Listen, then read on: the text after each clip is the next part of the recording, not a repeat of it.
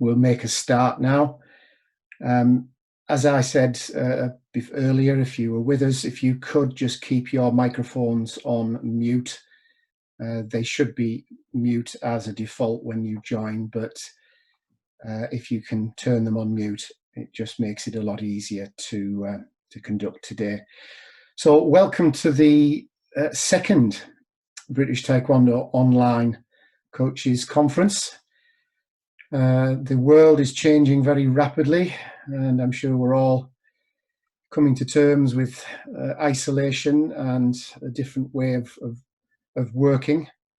I don't think the world's going to be the same again, but I do hope everyone's safe and well, and their families are safe and well. It is good to see a lot of people being very proactive, doing online stuff where possible. If that's not possible, I know a lot of you are keeping in touch with your members and students. Just give them a call. We don't really appreciate how much of an influence we have on people's lives, especially their social lives, and mental health is a very, very big thing at the moment when we're all locked down. So even if you can't do online sessions, we're just advocating as much as possible to keep in touch with your students, because a lot of people's lives really wrap around what we do.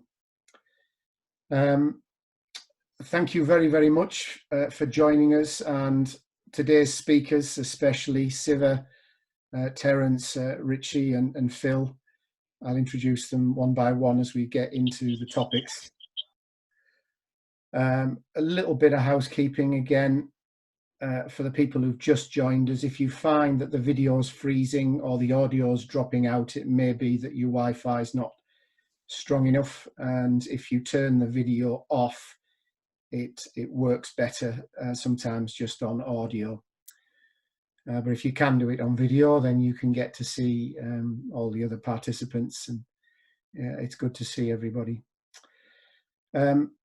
We will work on a chat, an online chat, and if you've got your video on full screen, you should be able to open a chat on the right hand side of the screen just by clicking the chat button that's at the bottom, and you can type questions in there to each of the speakers today.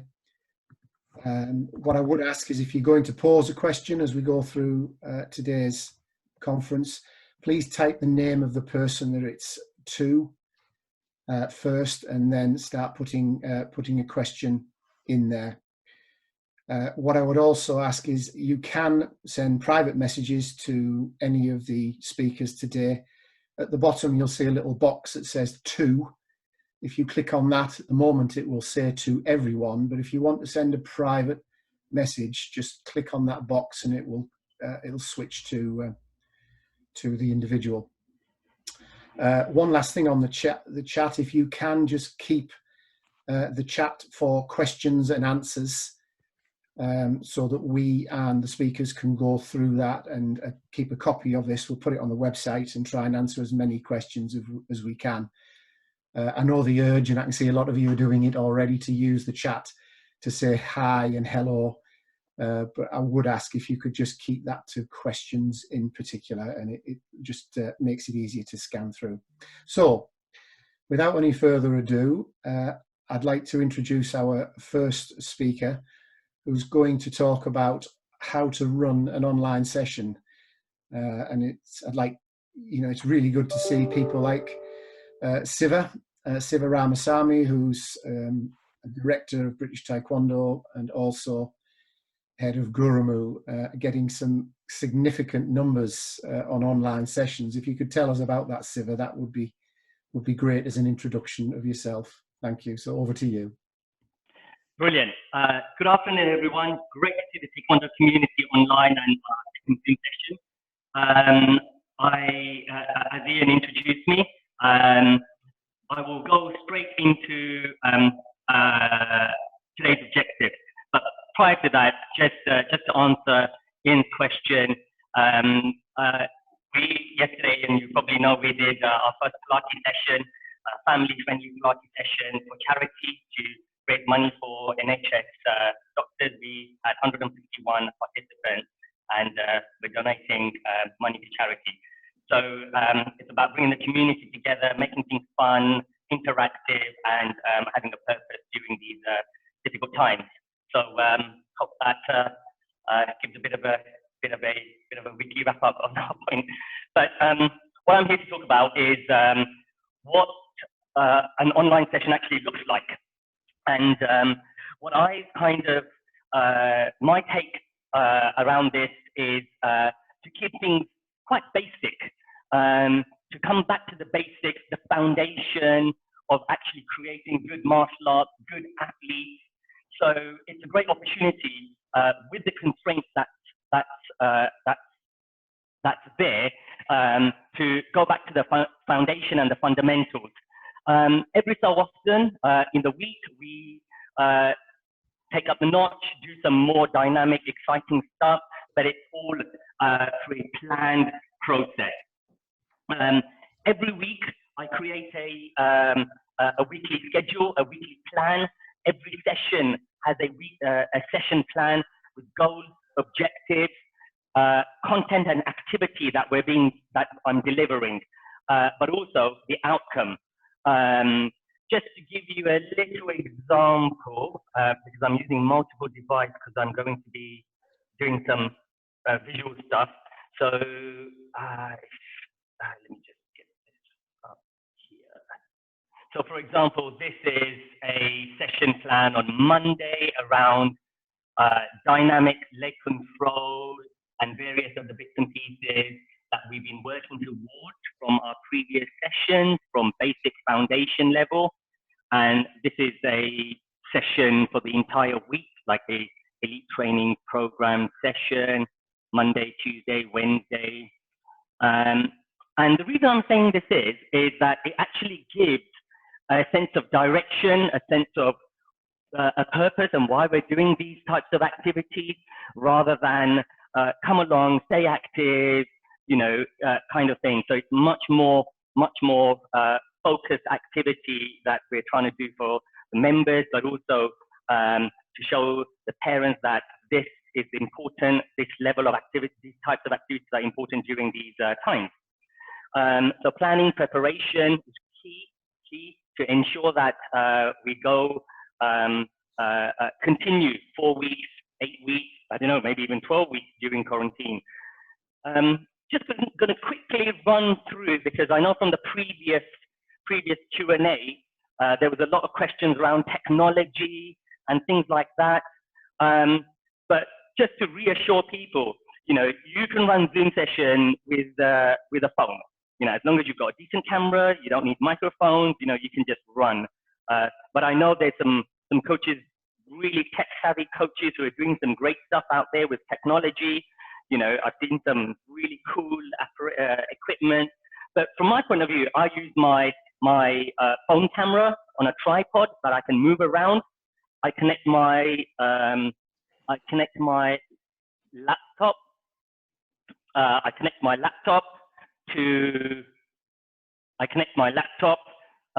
To my big screen so that I can see everyone. You're all there. I can all see you very clearly.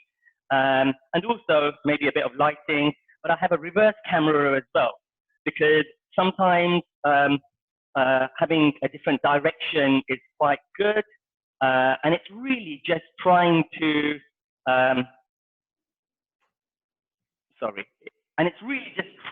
give that experience of a real life classroom situation. When I run my classes, I try to be as personal as possible. I've got my whistles, I've got my stopwatch, and I'm trying to create the environment that is in the club. So it's really replicating that, taking into account the constraints that we have. Okay. So now there were some questions last time around, could you show us what activities look like in a session? I'm not going to be teaching anyone what you should do or what you could do. You're very experienced coaches, but it's just to give a visual representation of what I do, okay? And these are just our general sessions, and just like any session, we start off chariot, we read our oath, and we do a loosen off. The loosen off takes about 5-6 minutes. You know, we start off with our ankles, and then we'll work our way up to the knees, hips, shoulder, side to side, you know, moving around, arm swings, wrist exercises, then to your neck, literally just loosening everyone off. During these periods, parents actually join in, and that's absolutely fine, as long as the coaches are adhering to the British Taekwondo policies and safety regulations. And then from there, we just go into some dynamic leg hamstring stretches. So down from here, one, a bit to the side, and I promise I'm not showing off anything, you know, and then down, and all these things that you guys all do in your clubs very well. You know, I've seen you all do these in competition. And again, it's about just ensuring and replicating your club environment into these Zoom sessions, trying to keep it as real and as connected as possible. Once we've done our loosen off, a little bit of stretching, we go into warm up. You know, again, you know, you all know, raise the heartbeat up. So we go into star jumps, maybe half star jumps, right forward, literally just slow movement, getting them moving, get the heart rate up. And again, you know, I'm not telling you what you should do or how you should do things, just the format of an online session. Then what I kind of go into is a bit of top to bottom, you know, so hands, knees, one, you know, one, for example. Again, you know, depending on space and depending on your home environment, you know, you have to be very careful of jump exercises, especially if you're living in a flat, you know, you don't want to complain, you know. Then I kind of move into some footwork, right? Back comes starting block, some footwork, one, some change leg shift, multi-direction, some multi-direction work, one, two, some skip work, you know, as part of your warm-up. Again, footwork, distance, timing. Whilst all these exercises going on, I tend to kind of start it off. If you know me, you know, I'm really energetic, really loud, so it kind of gets people going. We always start off with a team cheer, actually.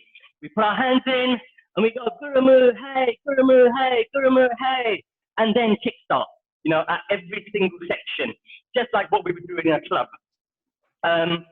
So from this point, as you've done your warm-up, you know, you might have a set routine. I've got a set routine.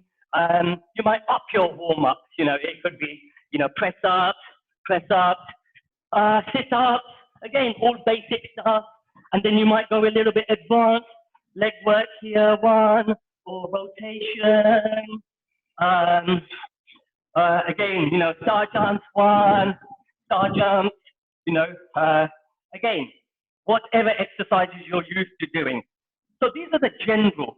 Then we go a bit more into specific work, okay? So when I'm talking about specific work, this is with partners or something, you know, things that you do with your partners in the club. For example, we do tag sparring, all the time tag sparring. And so we start off with imaginary tag sparring, for example. So guiding block, hey, tag sparring, and they go maybe 2 rounds by themselves. 2 rounds by themselves. Ha! Ha! Ha! Move. 2-3 rounds. And then what we do is we make it a bit more creative. I'm your opponent, and you're actually tag sparring me. So I'm waiting. When I attack, they have to move. And then come back. Hey, pow! So again, I'm screaming and shouting so you can see the energy level, the connection level. We did this another couple of rounds. Now, I was trying to think, how can we actually interact with our members, with our, who's on the other side of the screen. So, okay, you know what? Imaginary sparring. You're actually sparring me. Ready? One. One. And they have to, so if I go back, they have to come in. If I go forward, they have to tag, move. So the exercise is like this. If you want to take it up a notch, we started introducing, this is our opponent, right? So again, imaginary opponent, tag sparring. One, two, one, ha-ha! One, ha-ha! And it really works well.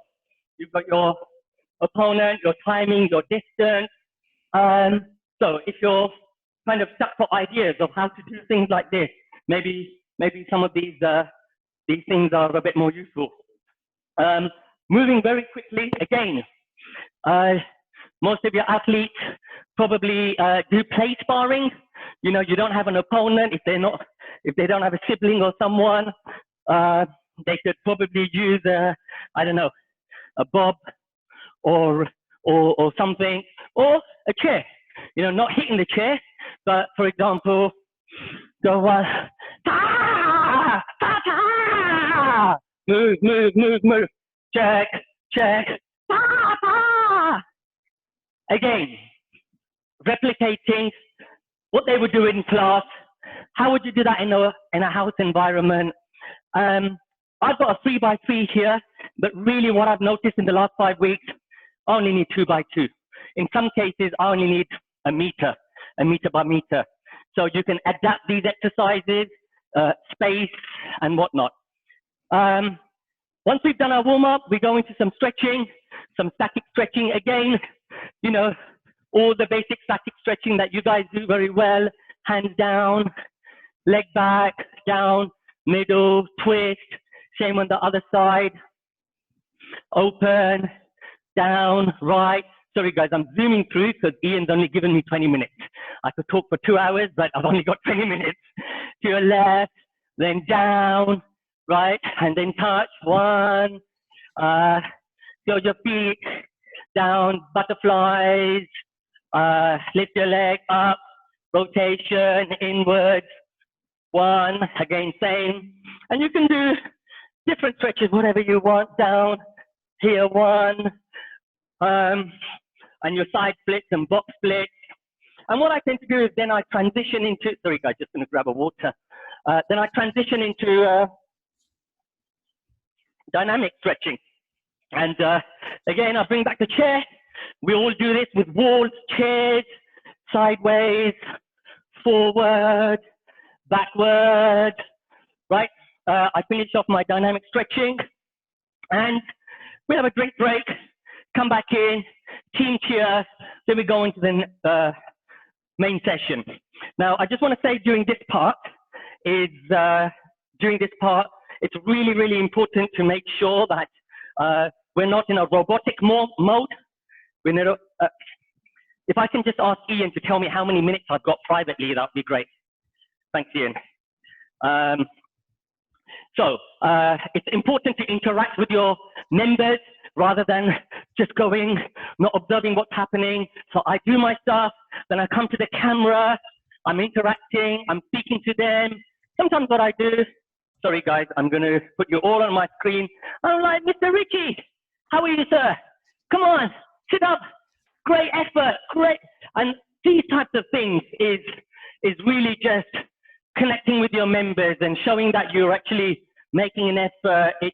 It's fun, but also psychologically, if you're working with younger people, they want recognition. They want, is my sir looking at me? They're like, you know, you have like, sir, me, you know, so addressing everyone. Hello, Tommy. Hello, Viroshan. That's great job. Mummy, great. You know, thank you, Mummy. Thank you for bringing the water bottle for your son. You're amazing. You know, just things like this. Just makes the session exciting, energetic, powerful, right? So it's important to be authentic. It's important to be human and important to just be yourself. From there, we kind of go into, again, some of my themes around back to basics. So hamstrings, crescent out, crescent in, we do all of that. And then basic Taekwondo. Basic Taekwondo. So with the little kids, especially with space, and maybe there's things that can potentially cause a danger, we do a lot of seated exercise, you know, so front kick, 1, 2, 3, turn, 1, 2, then side, and then maybe back, or even, you know, sit from. So these types of exercises are great for little kids or for anyone developing core strength, developing techniques, and really brushing those basics up. And then we might just do 1 or 2 techniques moving up and down. Step back. So again, these are just the basic stuff. And if you're probably thinking, I know all of this, again, not telling you what to do. It's just a representation of how it looks from this side, if you haven't already engaged in such online sessions. Yep. Then we kind of go into a bit of hand techniques, again, with the juniors, with the little kids, reverse punch, blocks, upper, inner, lower, spear, you know, just things like this. And a lot of clubs think that we're actually a Karigi club. We're actually not a Karigi club. You know, we're a martial arts club, and you know, it's fortunate that we have some good athletes coming through. But basics is really important to us, and we make sure that we transfer that from the club to this environment. Hopefully all of these exercises are just keeping them fit, focused, timing, distance, visualization, the connectivity of the neural system from the real life to the virtual life. So it's all about these concepts. It's not just about the kick. The kick is just the movement. It's about the chemical connections and what's happening in the brain. Has Ian messaged?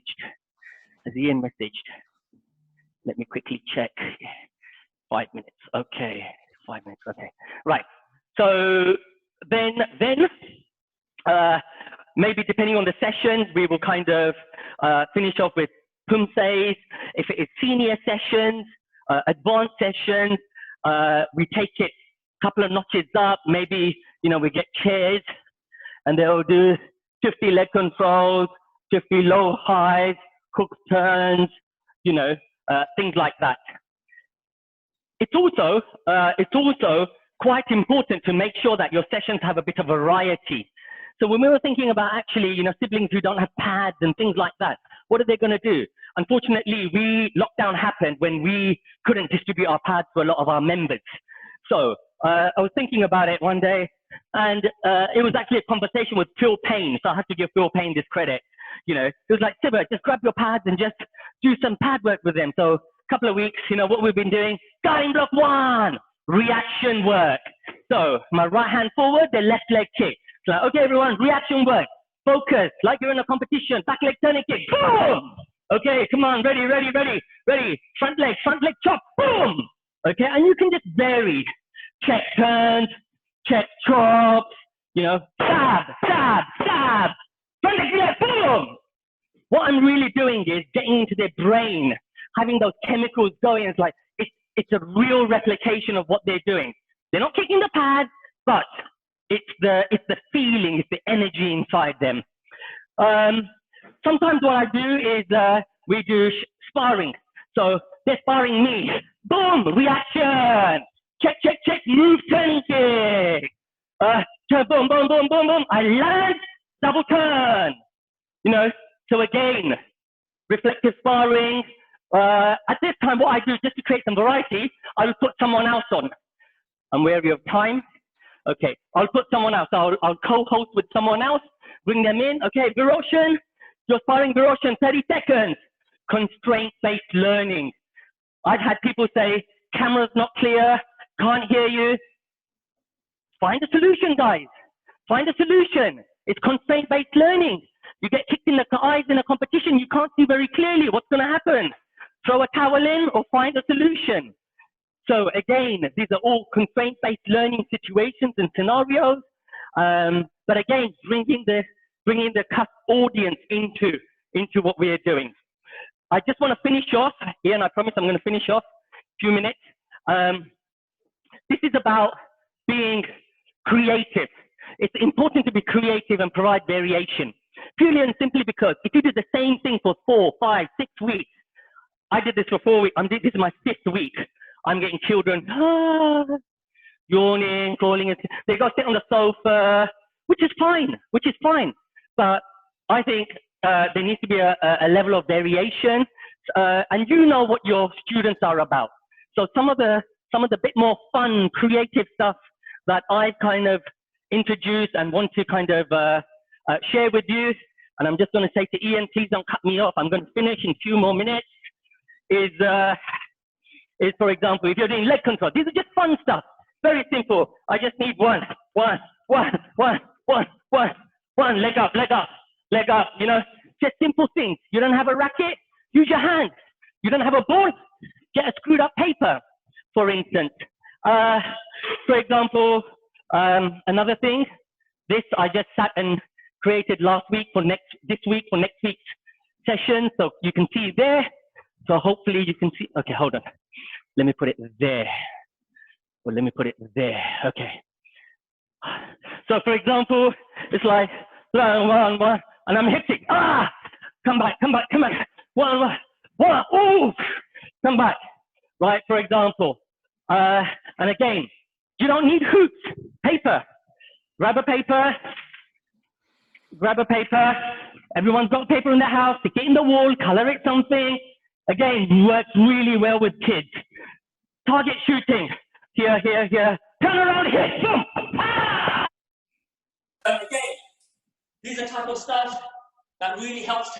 So, and you can probably connect how it relates to real life competitions, and you can come up with a lot of your own stuff.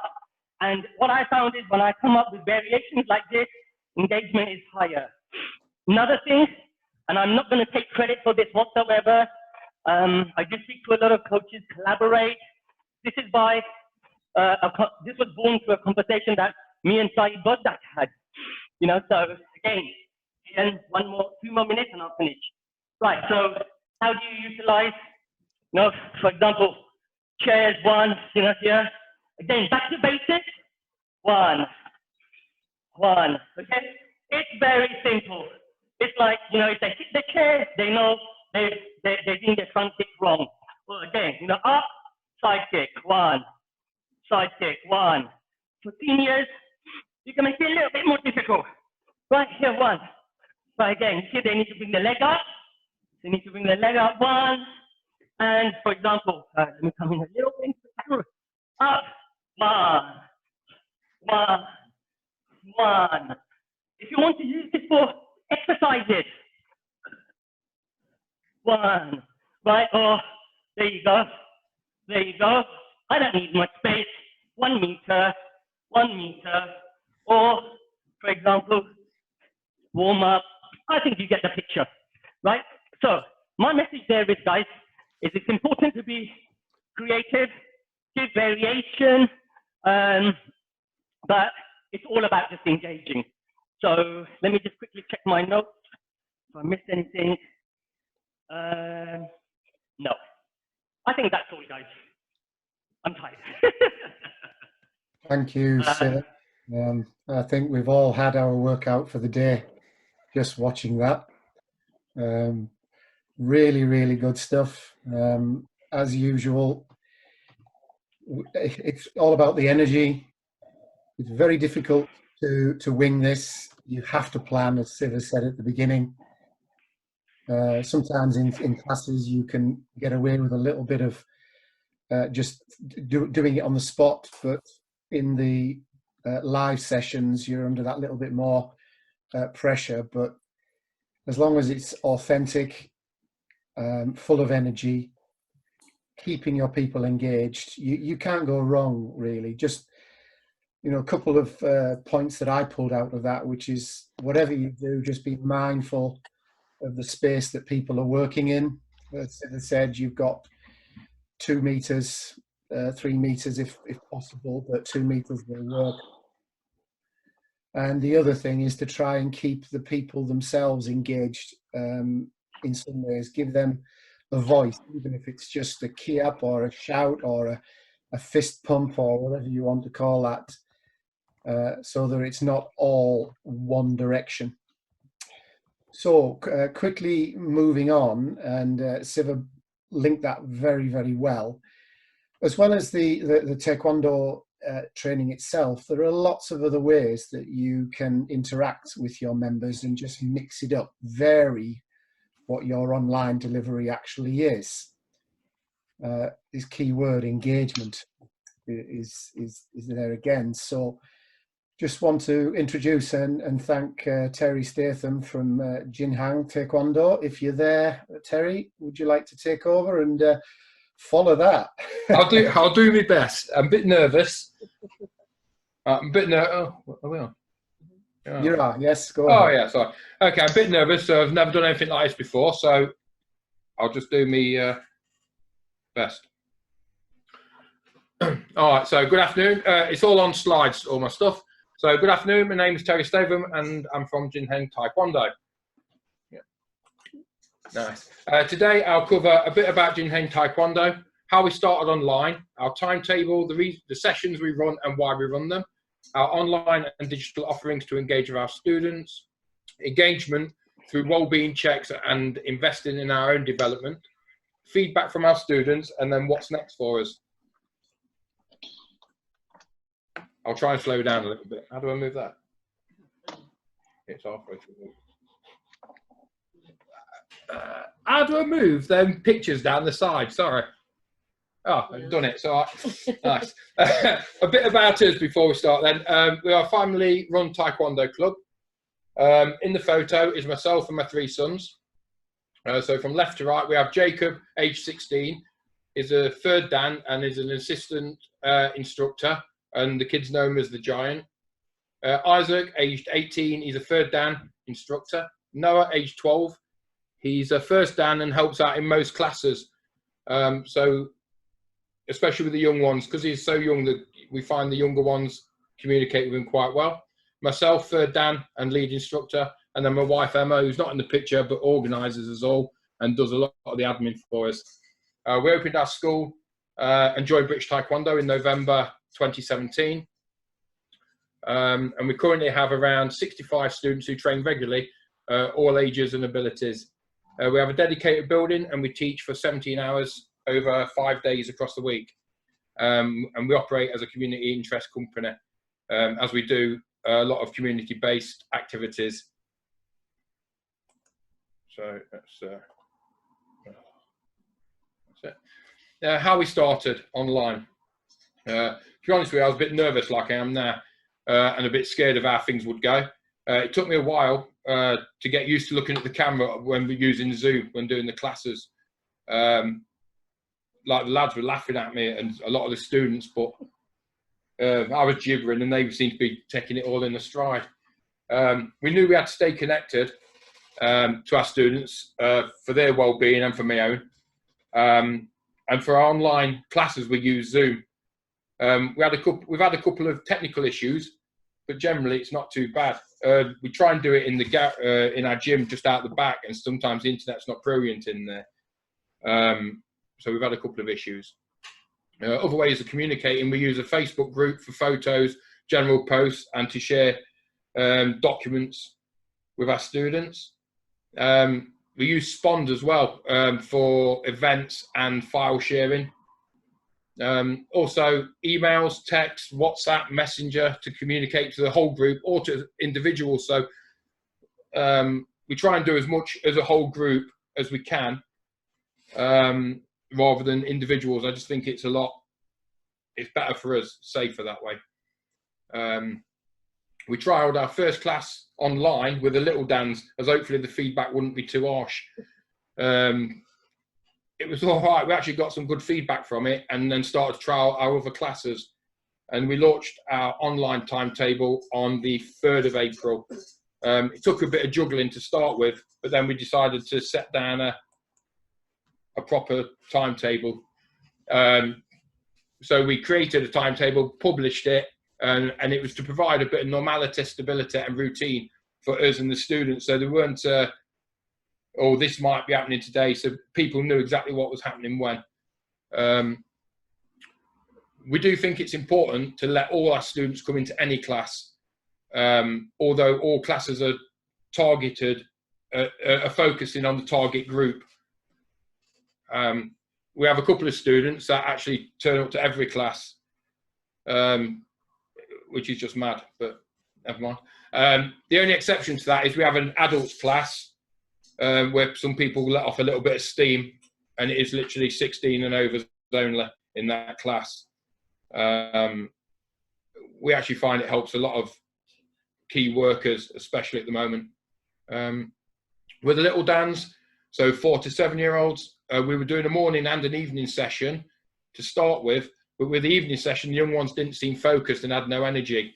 So the feedback from the parents was that the morning session fitted really well with their home teaching schedule and provided a chance for the parents to actually have a break as well. Even though it's first thing in the morning, often parents are busy first thing, they've got the kids dressed, done breakfast. So actually it's a bit of rest time for them.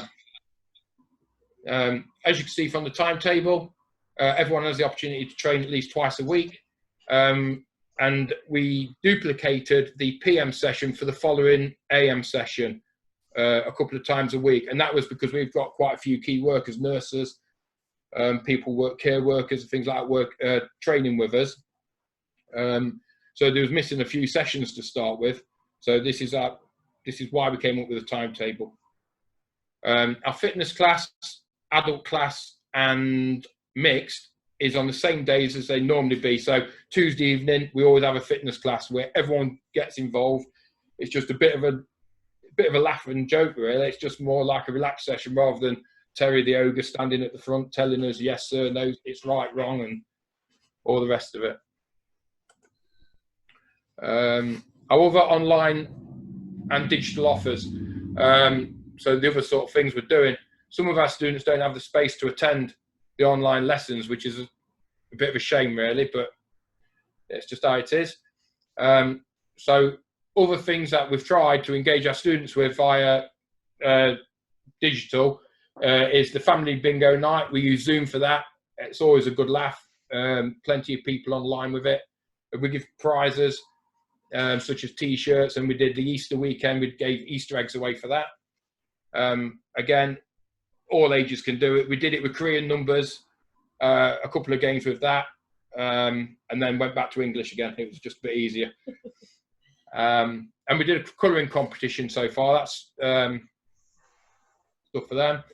We have also taken this opportunity to review all our curriculum, terminology sheets to ensure they align with British Taekwondo, and have reissued the belt requirements to all the students so they can practice at home. We put these on we have a closed group on Facebook, so we put them on there and on Spond. We created some short videos of ourselves doing all the blocks and strikes, including terminology, and then we split them into basic, intermediate and advanced, and we put these on our Facebook group. You can't put videos on Spond, or I don't believe you can. Here's just a couple of pictures of the fun activities. Me trying to speak the numbers and bingo was just crazy. It's a bit of a good night.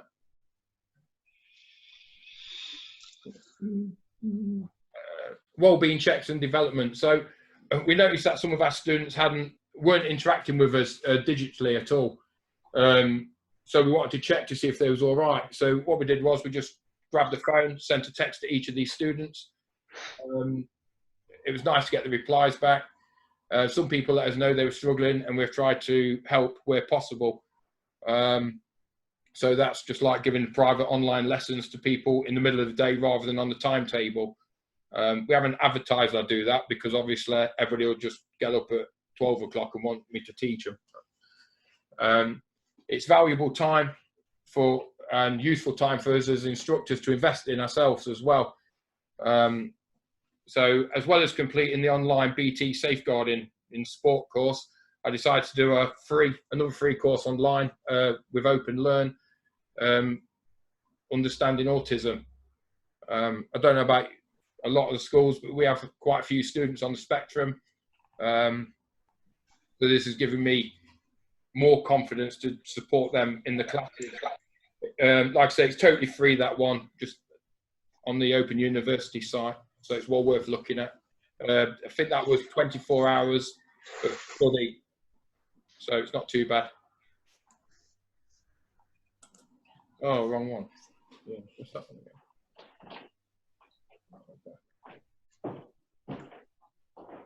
again? It's always great to get good feedback from students and the families. So these are just a few of the bits that we had. The last post what pops up is actually from myself. The benefits from all the activities we're doing helps me as well. So even for me, it's quite strange being stuck at home. I like being out and about. So what's next? Can you move that again? Yeah. Here are a few more things we plan to achieve during what are strange times. Our online classes for new tryouts. We're struggling getting people. Normally we get quite a lot of interest on Facebook and off the website, but it's totally dried up. So it's we need to find ways of encouraging people to do that again. We're looking at introducing the friends and family BT package, the membership package. We just need to look at it in a bit more detail so we know what we're doing. More one-to-one online lessons with key workers. More practice videos on the basics. I understand that as we heard in the last seminar that people aren't insured with that, but I think if we're doing the basics and they've got plenty of space, it's not too bad as long as they're not throwing themselves around. More quiz nights, more family games online. So the bingo, we want to try some different stuff, just like normal pub quiz, word search, crosswords in Korean and English, and then probably do additional online learning as well. There's plenty of time. I can't see this lasting for another few months yet. So, and then also plan how we incorporate what we've learned from this online into the new normal after lockdown. So the online training, it might be that we could, I don't know if we're allowed to do it, but if someone can't get in to the school one evening, not a regular thing, but could we do online while the lesson's going on and things like that? It's something we perhaps could talk about. And since doing this, with all the digital stuff, I don't know if anybody else is using it, but we're going to start trialing Microsoft Teams as our main communication tool. It seems more versatile than Spond. As I said earlier on, you can't post videos in Spond. We believe it could cut out the need for the different digital platforms, and it is free. I spoke to whoever I spoke to earlier, and he says that they're using Microsoft Teams with British Taekwondo as well. So it's something that could work. Hope you've all enjoyed listening to this short presentation. Thank you for listening. Hope you didn't go to sleep, and that's it. If you've got any questions, feel free to ask.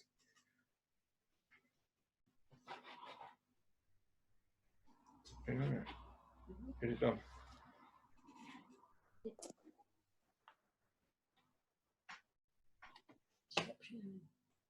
Stop sharing, stop sharing. Yeah. That's it. He's done it. He's doing it. Sorry. Unmute yourself. Can't hear you, Ian. Can everyone hear me now? Yeah.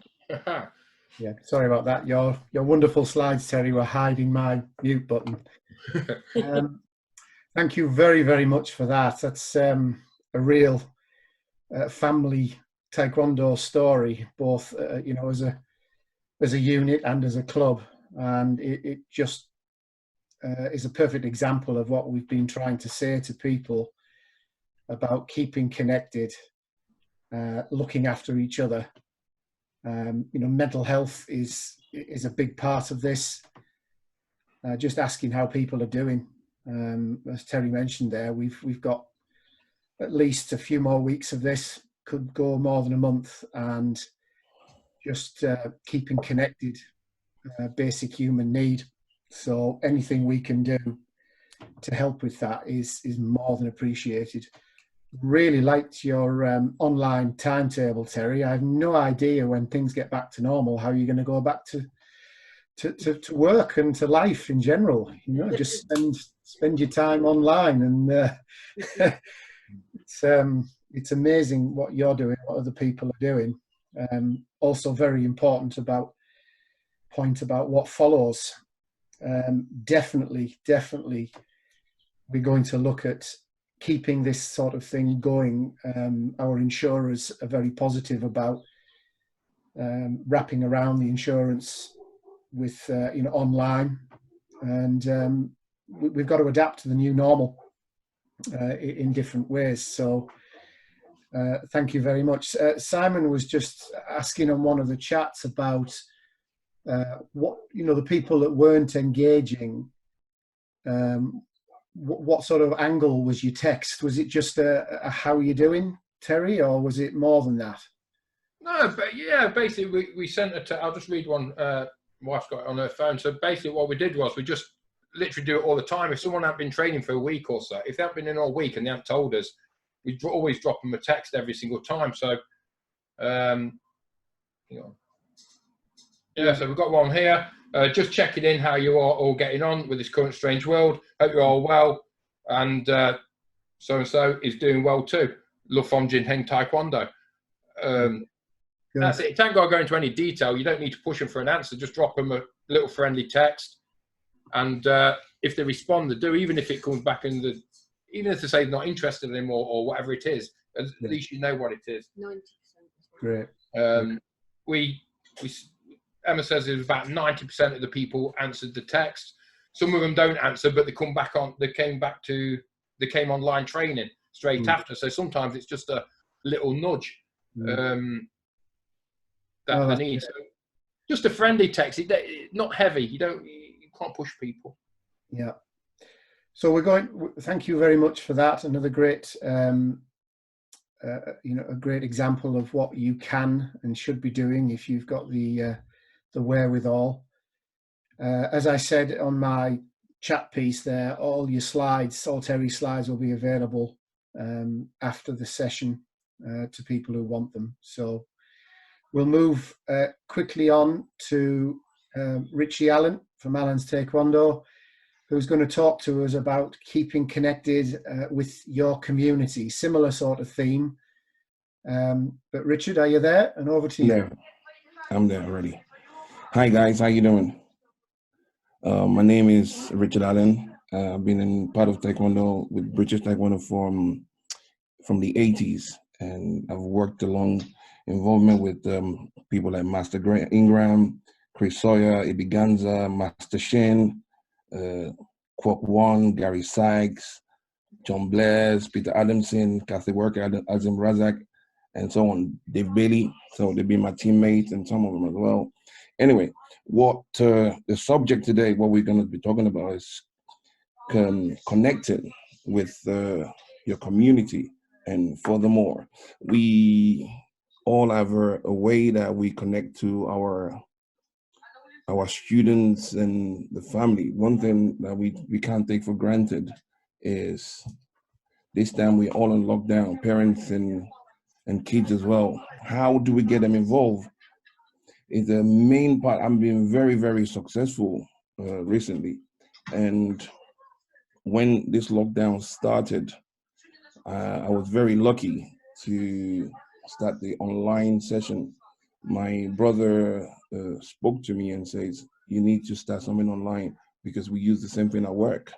And I says, what is that? He says, Zoom. And I'm in charge of the Zoom connection and all the telecommunication work. And I said, okay, I would start doing that. So I got in touch with a friend, one of my younger ones, who's Jeeb. Jeeb spoke to Siva, and there's another person as well that was doing it. Daniel Walters, from Walters family. He was doing that as well. So now, moving forward from all that, how do we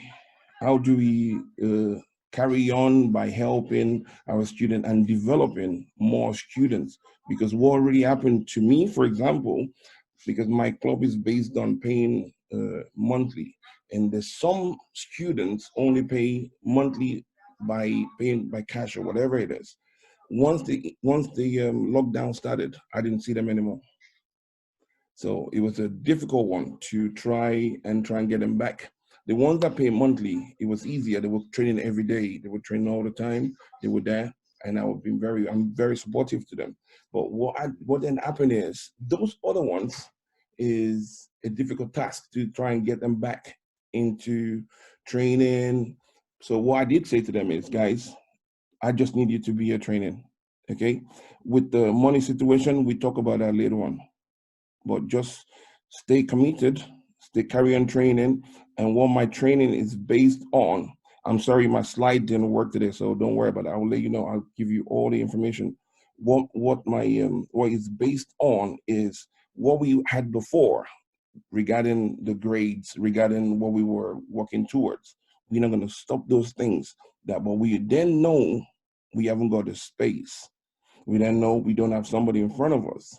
In the other hand, so what I then do, I go the family to be part of what we do. If I tell you right now, I've got, including my own father, he's 80 years old man, I've got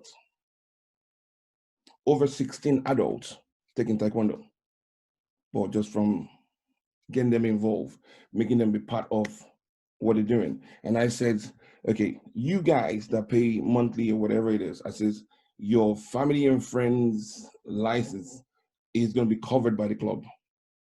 You understand? Because they are very, how to use the word, they're very committed, they always pay and everything. So I says, your family and friends license will be covered by the club. They were very, very happy. Now, I've got parents introducing other parents into doing Taekwondo. I've got friends of school kids in calling each other to do Taekwondo. So now I've lost loads of few students, but I'm gaining more students. In the other hand, now how do I make it even bigger? I work at school. I'm a school teacher. So I spoke to my head of school. I said that, what can we offer the school for a little price? And I had a conversation with her. She goes, Richard, that's a very good idea. Instead of missing the PE lessons and things like that, we can bring something constructive. They can do a Taekwondo session. And I said, we do some fitness and Taekwondo based. And we started little by little from that. And she goes, I'm going to send a letter to everyone, which she did. And I go about 15 emails sent back to me to say, oh, we are very interested in what you're trying to offer to our kids and things like that. And I said, yeah, sure. All we got to go through is go through the Taekwondo rules and things like that. We go through the license. It's very good. You got friends and family. It's for the next 6 months and things like that. So the involvement of the family is very, very important to me. Obviously, like I said, who's bringing those kids? It's the mom and dad. What do the mom and dad understand about the Taekwondo? Now, this is the opportunity for you to show them what the kids are benefiting. And the best thing is to get them involved as well.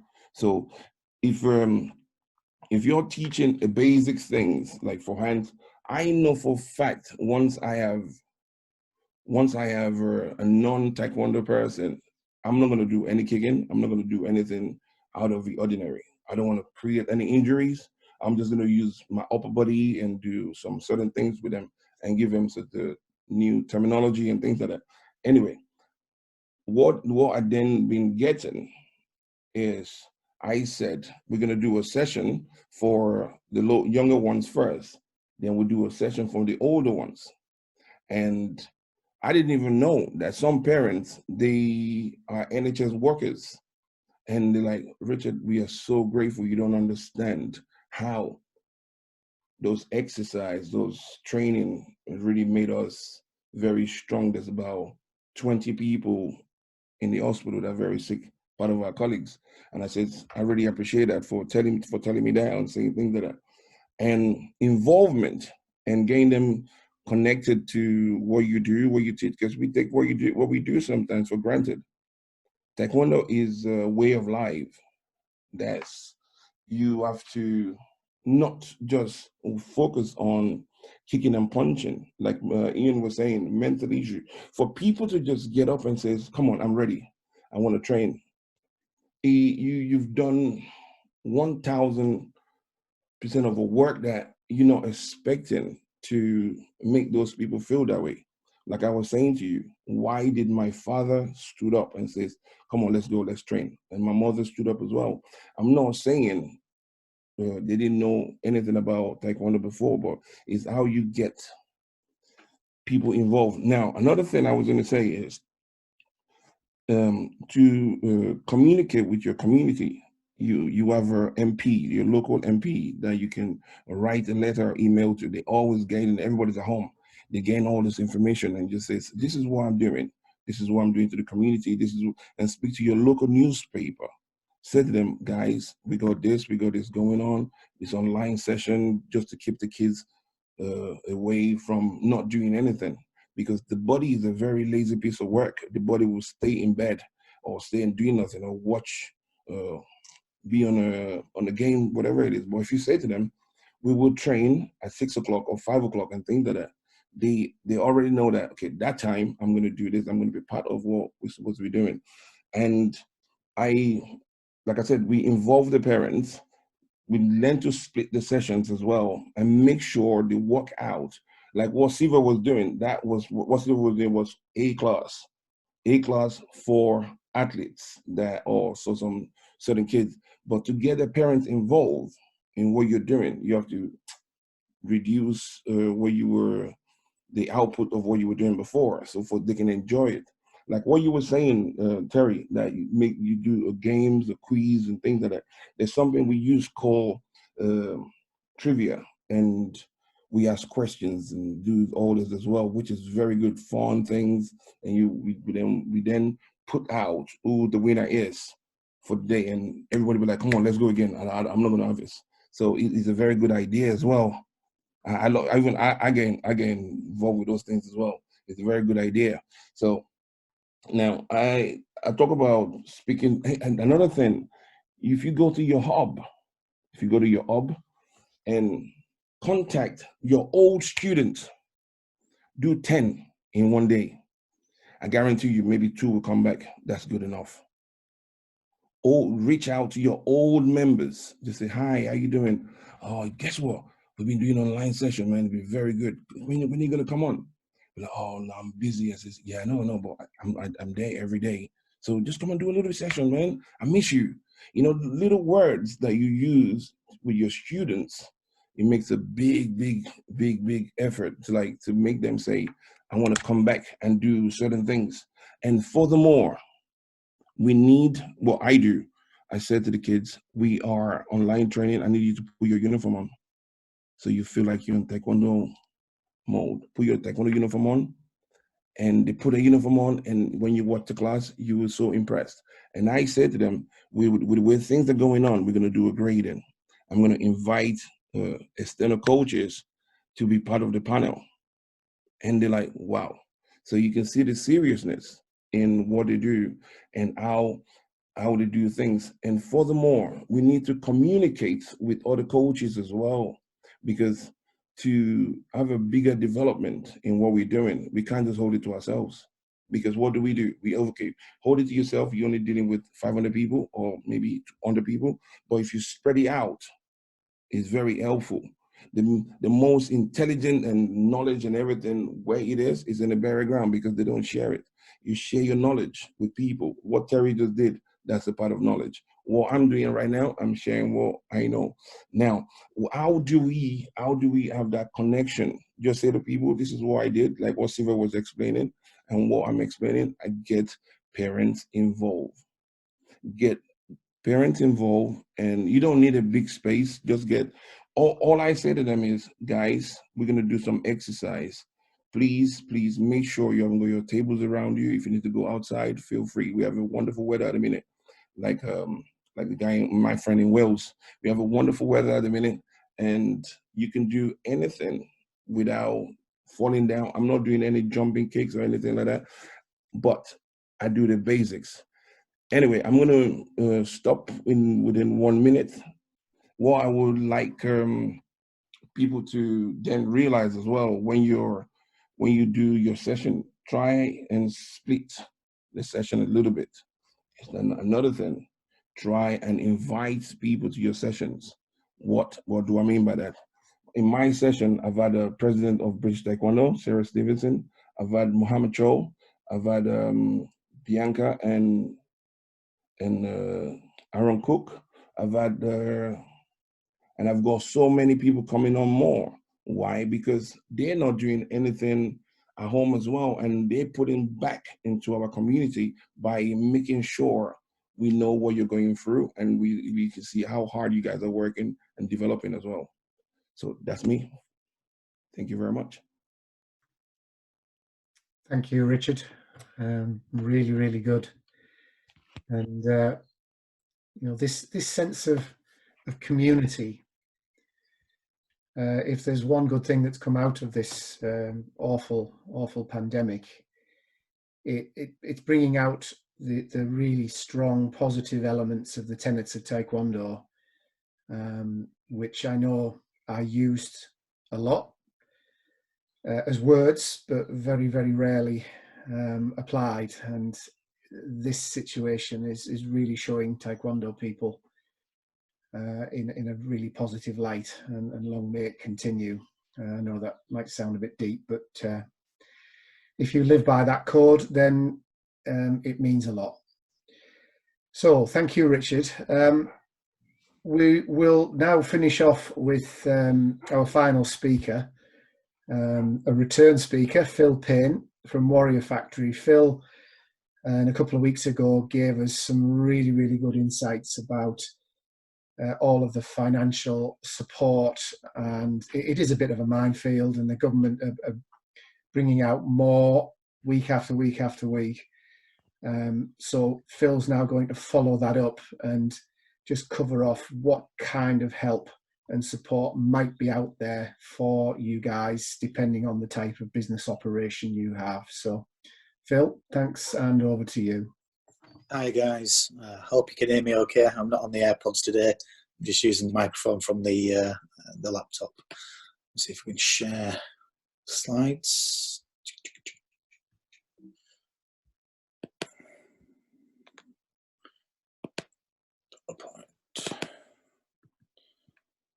All right.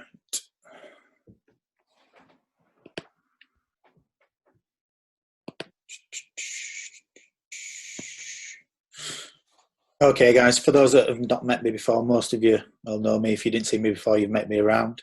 My name's Phill Payne. I've been training in Taekwondo since 1990. Opened my first club in 96.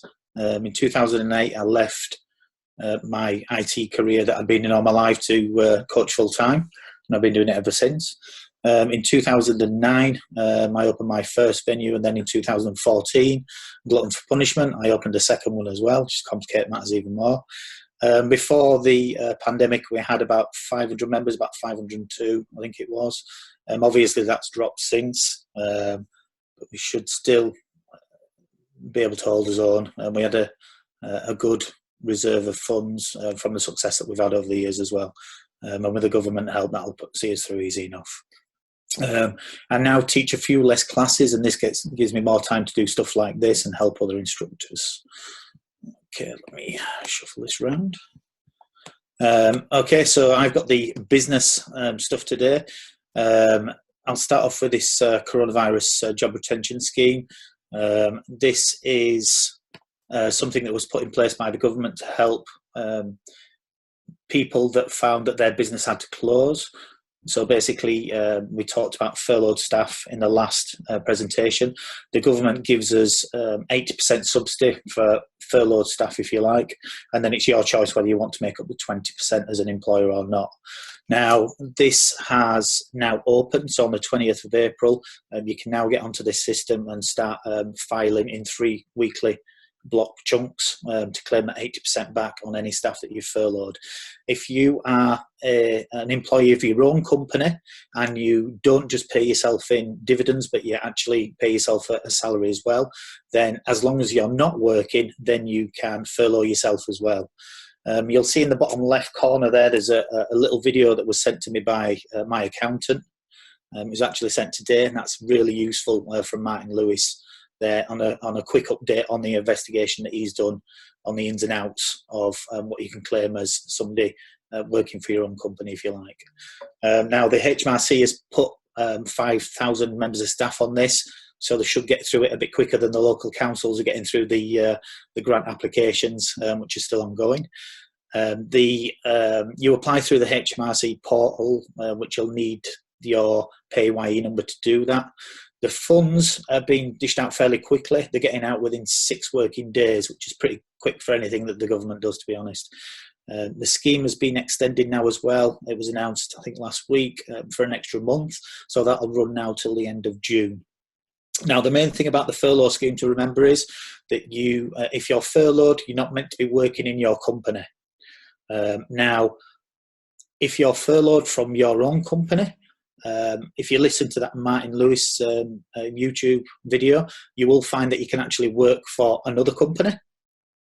So you could work for another club if they have some work going, and vice versa. But look at the video and that'll give you more details on that. Okay, so when you apply for this job retention scheme, you'll need all your information down already straight away, because once you're logged on, you've only got 30 minutes to complete the application. And if you're rushing around and trying to find people's PAYE numbers or the national insurance numbers and things, then you might end up timing out before you even complete the application. So quickly, just to go through the points to make sure that you've got the, you need to obviously be registered for the PAYE online to be able to process it. You need your bank account and sort code to hand. You need your employer PAYE reference number, the number of employees that you're furloughing, and their individual national insurance numbers. Each employer's payroll or employee number is optional. And then you've got to do this in 3-week chunks. Now, it's on the agenda for me to do this tomorrow. I was meant to start it this morning, but I had to finish these slides off, and then I had other correspondence to handle as well. Now, it's not mega straightforward, okay? There is some documentation that you need to work through. On the next slide, I think I've got some links there.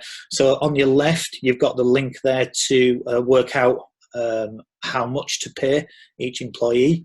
If you are furloughing someone and then you are paying the extra 20% on top of that as well, because the furlough gives you the 80%, then you'll need to work out how much the 80% is, but there's other complications because of national insurance and tax as well.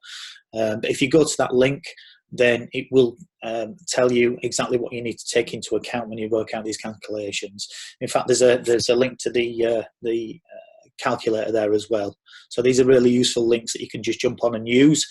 Prepare everything before you jump on and actually go through the system, because otherwise it might time out while you're doing it, and you don't want to have to replicate these things twice. Okay, so try and get everything sorted out the first time. Okay, so on the business rates side, most people should have had their grant through already. This started on the 1st of the month, and they've been churning out fairly quickly at most councils. If you've not had it yet, then don't panic. I would suggest that in some cases, some councils will get behind on this.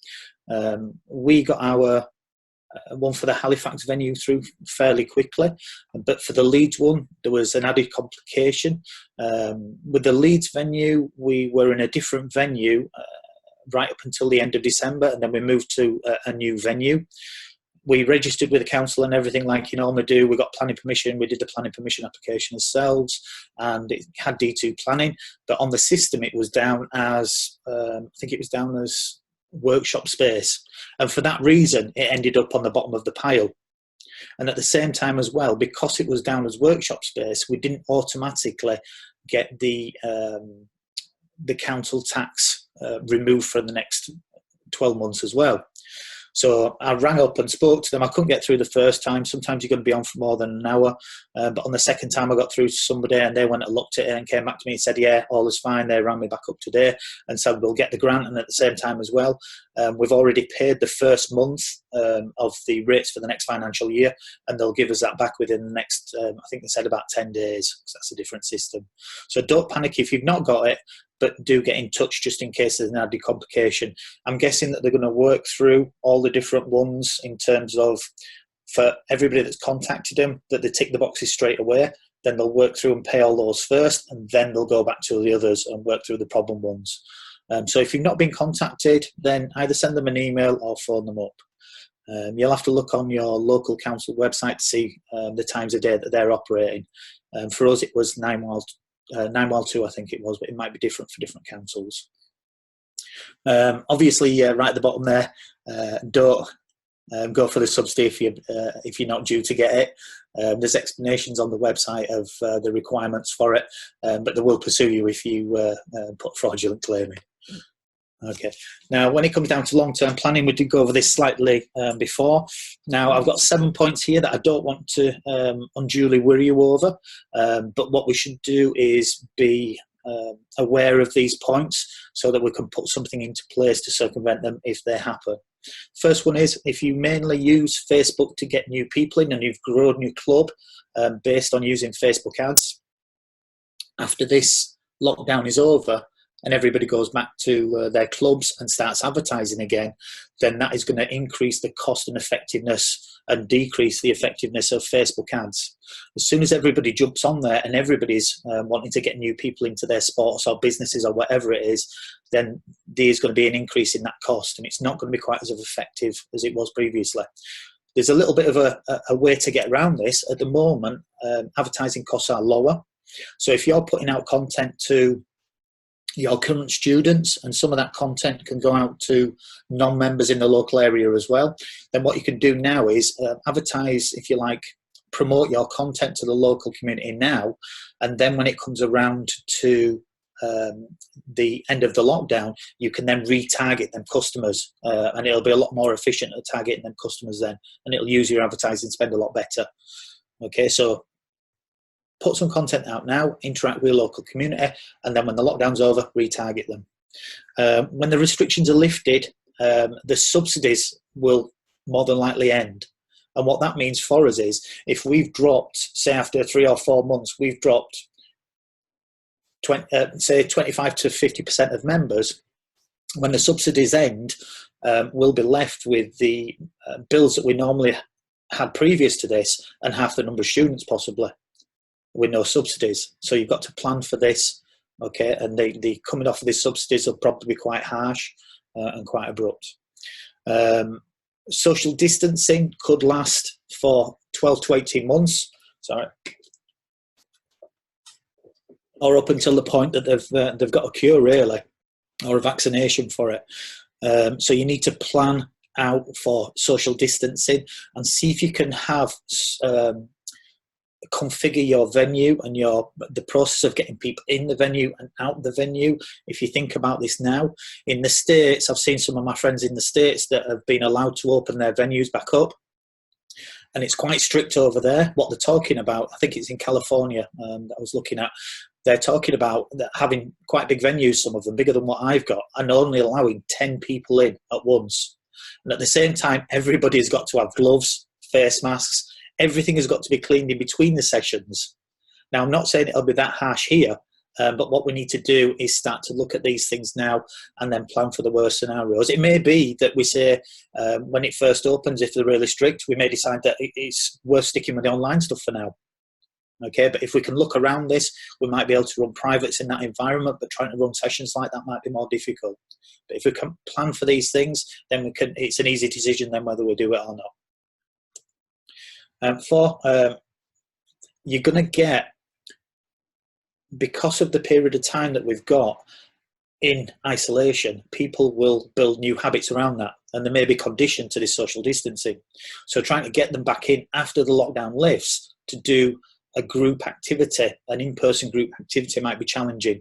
So try to prepare some things that are going to put their mind at ease, that you're taking all the precautions and your procedures have changed to allow to take part in these group classes without while lowering the risk, if you like. The fifth point is the rate of unemployment is likely to be higher. If we lose businesses, then obviously people start to lose jobs. Start to look at different ways of configuring your pricing plans, if you like, with different options for people that may be struggling after this. Obviously, the spending, I think they're spending something like 50 billion on the furlough scheme. So it may be that with everything that's adding up in terms of the cost of the pandemic to the UK, that they need to get this money back somewhere, and it'll come through taxation. So we need to try and do what we can to keep our expenses under control, and make sure that we're running our company as tax efficiently as possible, or as our club tax efficient as possible. Okay, some people may be running as a not-for-profit, and that might help. And there's other measures that you can take as well. If you've been on the borderline for VAT, and your income's dropped because of this, it may be that coming off the VAT register might be a good thing in terms of making sure that you're tax efficient. But speak to your accountant on that, and that's the best way to do it. Okay, the last one on this, the lockdown. It's probably going to be, it won't be just lifted in one go. I'm guessing what they're going to do is they're going to bring in different restrictions and start off quite strict and open certain businesses but not others, and then slowly relax it over time. Now, to cater for these scenarios and plan for the future, if you can put yourself together a basic spreadsheet, I might be able to show you the one that I've knocked up at the end. I know that Siva had one that was put online at BT, but I couldn't find it when I looked for it. But what you need is a spreadsheet where you can use the period of time over the months to adjust for different scenarios, so that you can see what is financially viable for you, and where you need to start cutting things tighter and tighter and tighter, just so that you're in a good position to continue. You can, if you've received the grant and you're receiving the furlough payments, then don't use that as a red light to go out and buy yourself a new MacBook. Okay, you need to keep these things in check and make sure that your survival, the survival of your club, is paramount, because if that's the way that you make a living, then that's paramount to pay the bills in your house. So make sure you keep these bills down and use a spreadsheet. I'll see if I can show you it actually. Can you guys see that? Is that okay? No. Let me see if I can share this then.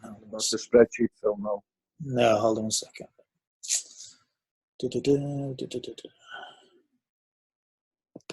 I'll stop that sharing in a second. Stop sharing.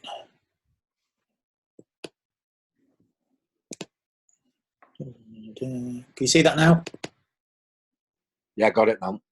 Good stuff. Okay, so at the top you can see I put a starting balance in there. These are not they're semi-realistic figures, but they're not based on any particular club. Down here I've got all the income that you've got on the left here that you would have normally, and there may be other things as well. That goes to the right, and then on the left column then you've got all the expenses and stuff that you basically pay on a week to week. You may still be paying a lot of these now, okay, but there may be items that you can take off.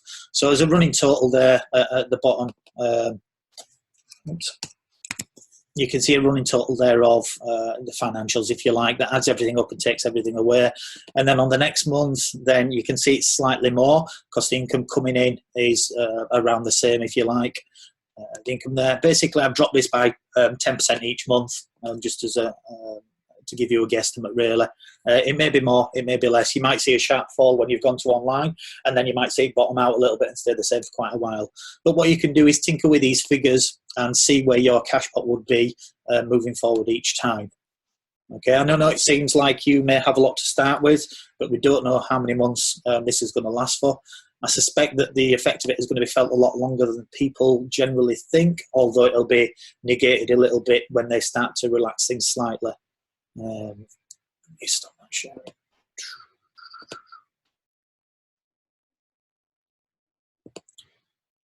Okay, just one more slide after this, I think.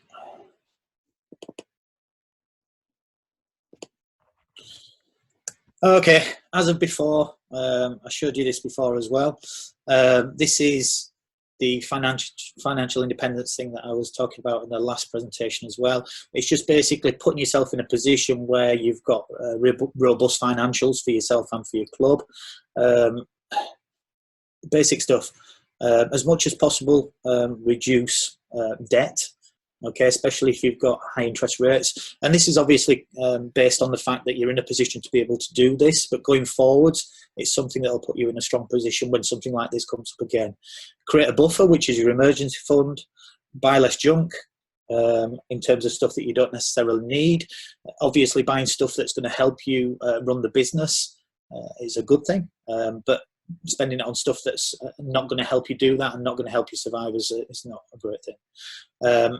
Multiple diverse streams of income. It may be going forwards that you keep the online thing that you're already doing now with the clubs and do the in-person thing, but at the same time as well, you put the online stuff online as a separate program too. So you might give it to your current members, but at the same time, sell it to new members and market it as such. Okay, that might be an extra way of picking up a little bit of extra revenue to help you survive this, this period. Because it's not going to all come back straight away when we go back. It's going to take time to build it back up again. And I know that's tough to hear, especially when it's taken, a lot of work to get to where we are. But we are going to have to rebuild it again. Keep more of the money that you've got. That's just basically taking advantage of the tax efficient methods of running your business, and also as well stuff like ISAs and things like that, where you've got a tax-free allowance that you can invest in. And then obviously as well, track your figures. Make sure that you're keeping on top of the figures, because sticking your head in the sand is just a recipe for disaster. Okay, that's why I'm trying to get you guys to look at the putting together a little bit of a spreadsheet so you can jiggle with the figures. And it may be you saw in that spreadsheet as well that there was stuff in there that we would normally make from the clubs, and you will be able to add that when you go back as well, and that'll help you get to a good solid financial footing again. Okay guys, that's it. I am done on that. Back to you.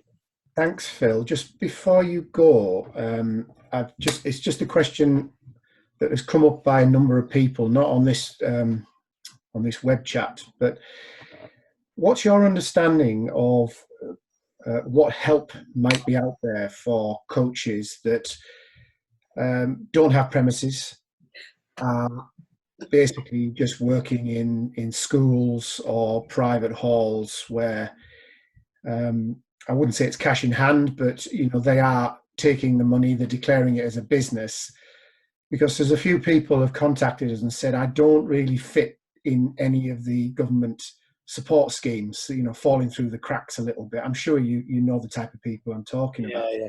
The self-employed without premises. It's difficult. They're going to get help come the beginning of June in terms of there'd be an 80% subsidy for the profit based on their accounts over the last 3 years. Yeah. The other people that fall between the gaps are generally the people that work for their own company, but pay themselves a very small salary and then take the rest in dividends as well. And these guys are falling between the gaps as well. And with the companies, if you listen to that Martin Lewis video, he tends to think that was intentional, if you like, and they probably won't get any subsidies, if you like, over the next 3 months. But if it goes on longer than 3 months, then, like you said, previous to me starting, they keep rejigging and introducing new things, if you like, to try and pick up the people that are falling between the gaps. But if it's short term, I don't see them making big changes. No. When it triggers to long term. So the only thing that they can get at the moment, really, there's help through like a loan system, but the interest rate on the loans are quite high. The government has said that they're not giving out enough of these loans, but at the same time as well, when the interest rate is so high, you've got to be in a bad position to be able to take them, because ultimately you've still got to pay them back. Yeah. It's tough. One particular example of this, which we've been asked by Sport England just to give them a little bit of a heads up on, is ad hoc coaches that are just teaching in schools. A couple of people that I know of are running classes either as part of the school curriculum, or they've been running after school clubs where they're being paid by the school or through the school.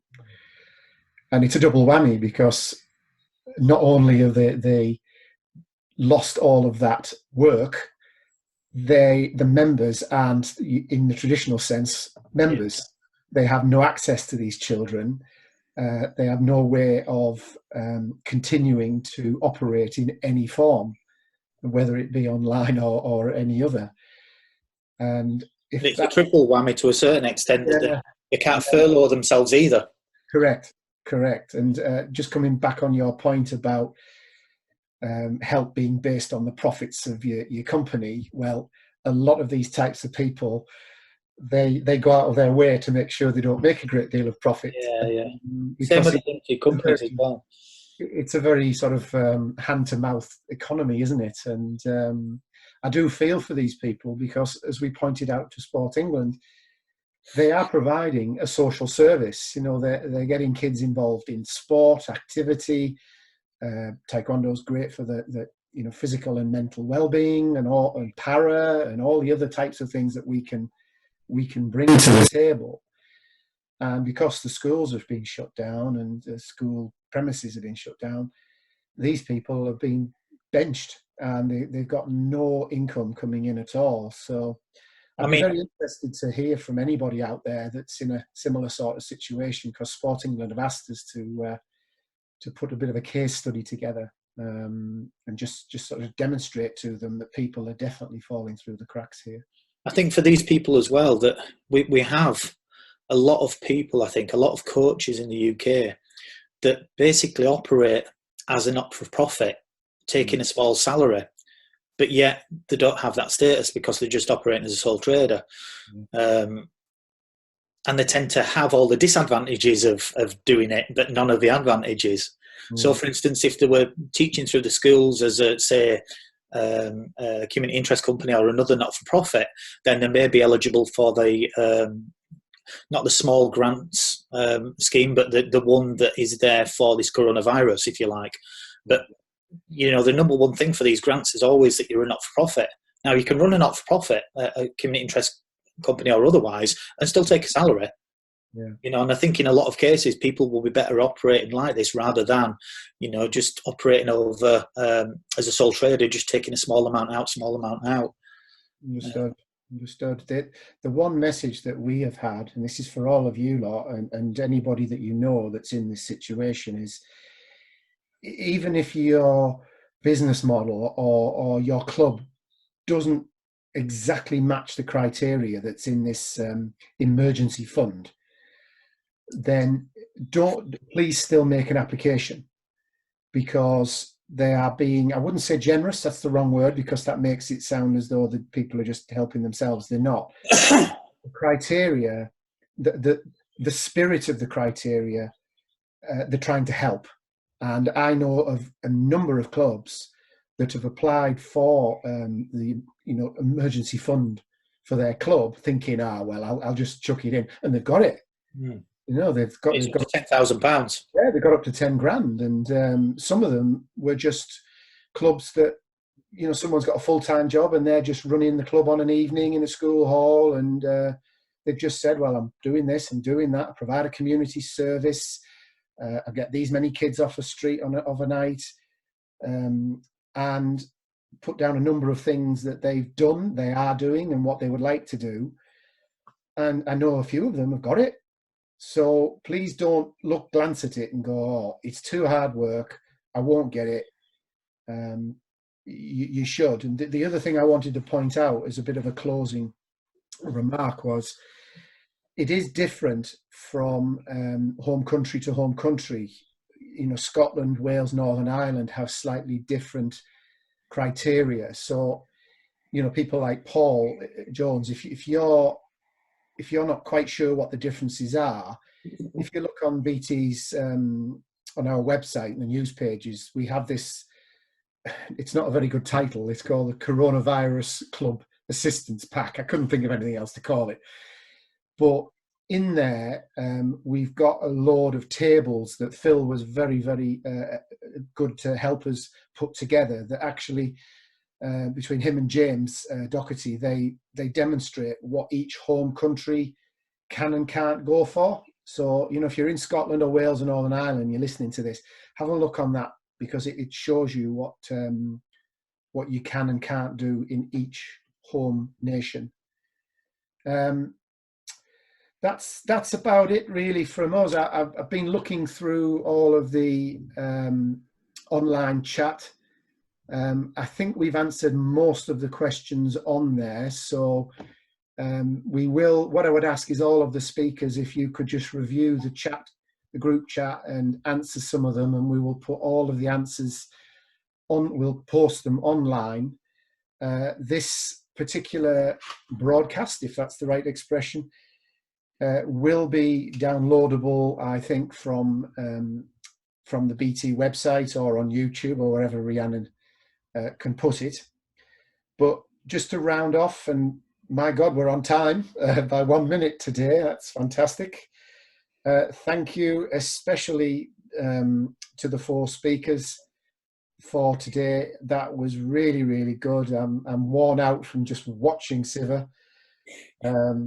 We will be doing this again very regularly on specific subjects as we've done today, and giving people a little bit more longer time to cover them.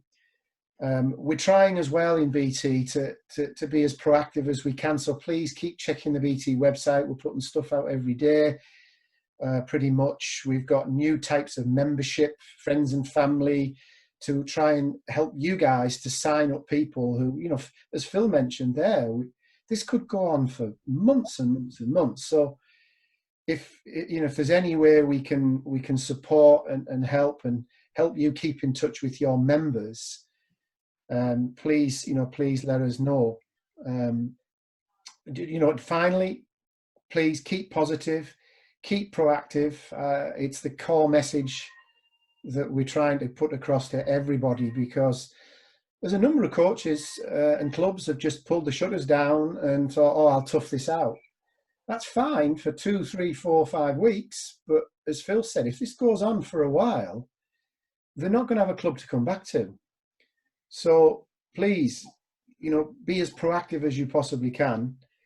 And if nothing else, Taekwondo can play a part in just keeping people's physical and mental well-being going, because it's getting tough. I'm going a bit stir crazy looking at the 4 walls day in, day out, and I'm sure everybody else is the same. So just to round it off, thanks again to the 4 speakers and everybody for joining us, and see you next time. If we haven't answered your questions, we will do on the web chat. Thank you, and thanks everybody. keep safe. Thank you. Bye-bye.